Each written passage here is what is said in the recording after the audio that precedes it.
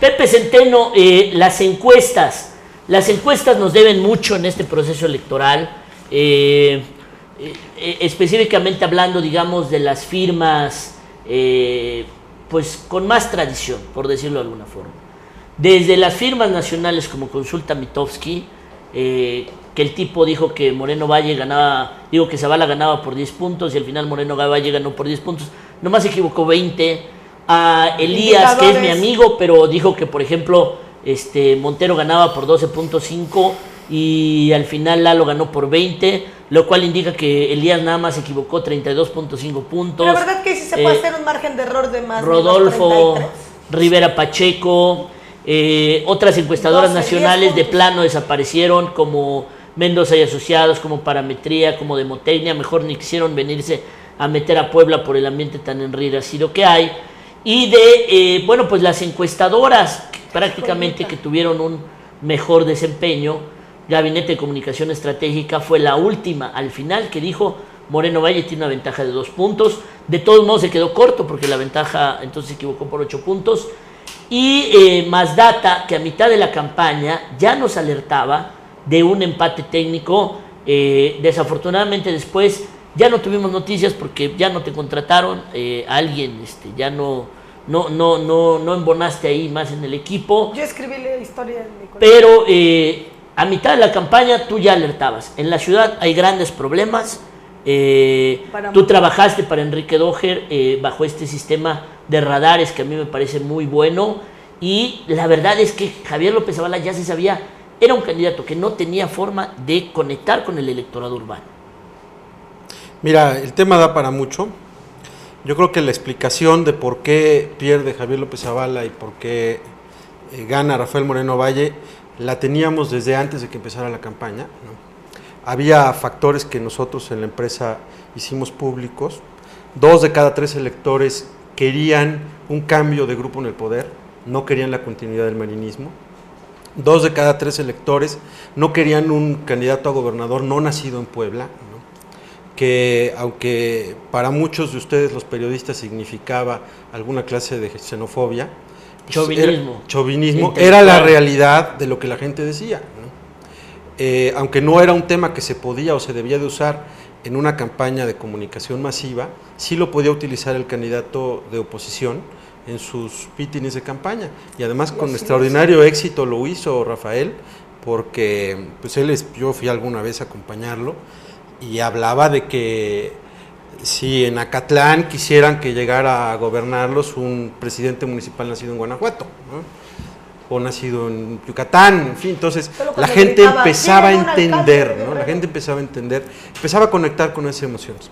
Y había algunos otros elementos, ¿no?, que marcaban una debilidad en la gestión del gobierno de Mario Marín. Algunos ya eran públicos en aquel entonces, y algunos otros, aunque habían sido públicos, no se habían socializado. Por ejemplo, la pérdida de lugares de competitividad o la pérdida de empresas, y que todo eso, al final, era la explicación de por qué los poblanos no estábamos o estábamos tan mal en comparación con otros estados de la República.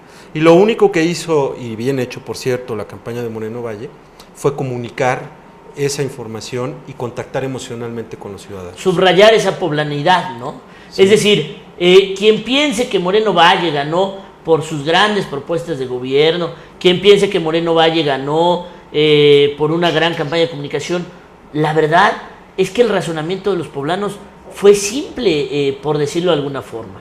¿Cuál es esa simpleza? Que no querían un gobernador no nacido en Puebla. Correcto. Y ese parece ser el elemento decisivo de la campaña, no, Pepe. La continuidad del marinismo.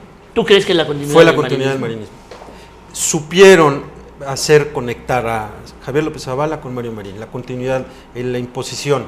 Y ese mensaje que poco a poco, a través de sus discursos y de sus eventos de campaña, fue llevando el candidato Moreno Valle, finalmente se generó, se convirtió en una intención de voto a favor de él, ¿no?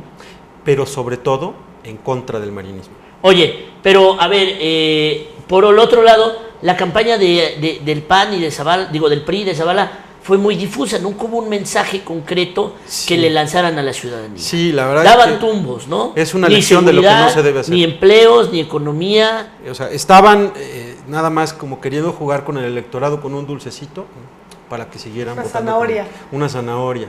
Pero Moreno Valle al principio estaba cayendo en lo mismo, pero corrigió, y corrigió a tiempo y bien, ¿no? Salió con lo del tema del crédito a la palabra, ¿no? Salió con los tractores. Y no conectaba. Estaba conectando con el mismo nicho de mercado con el que conecta el PRI, con las clases populares y campesinas, pero no estaba enfocándose en las clases medias urbanas, que es donde terminó arrasando.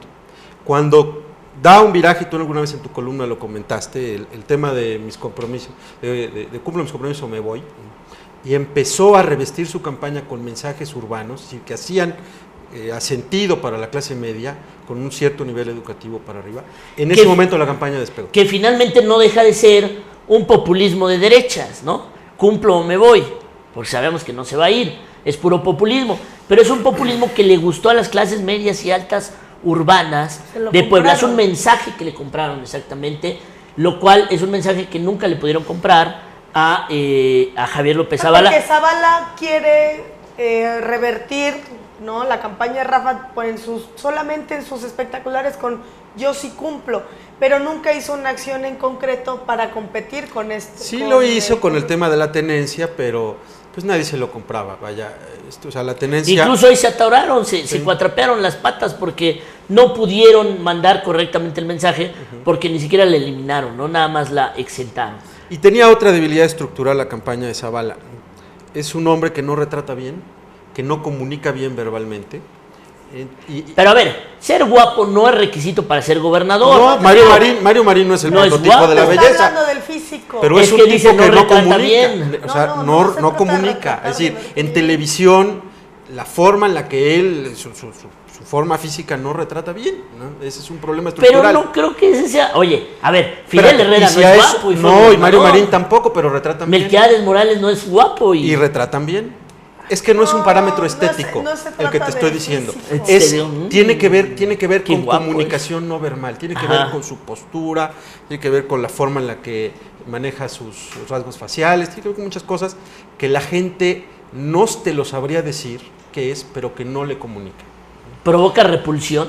Y verbalmente tampoco es muy capaz de articular grandes ideas. Bueno, eso... No es capaz de hilar frases. La campaña de Zavala la hacían Armenta, Estefan, Doher, tenía muchos voceros para tocar los temas duros, ¿no? Y él no lo podía hacer.